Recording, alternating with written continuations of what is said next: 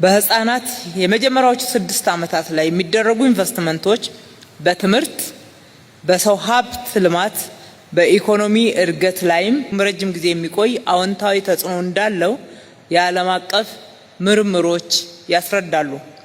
ስለዚህ በቀዳማይ ልጅነት ላይ መንግስት ትርጉም ያለው ኢንቨስትመንትን ማድረግ አማራጭ ሳይሆን የግዴታ ስራ መሆኑንም ማስተዋል ይገባል።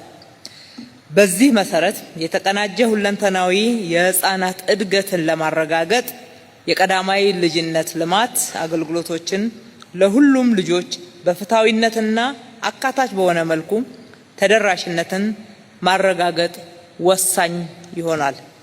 ስለዚህ አስፈላጊ መዋቅርና ብቃት ያላቸው ባለሙያዎችን ማፍራት፣ በመንግስት የሚደረግ የሀብት ምደባን ማሳደግ፣ የፕሮግራሙን ውጤታማነትና ዘላቂነት ለማረጋገጥ የክትትልና ግምገማ ስርዓትን በተዋረድ ማጠናከርም ያስፈልጋል።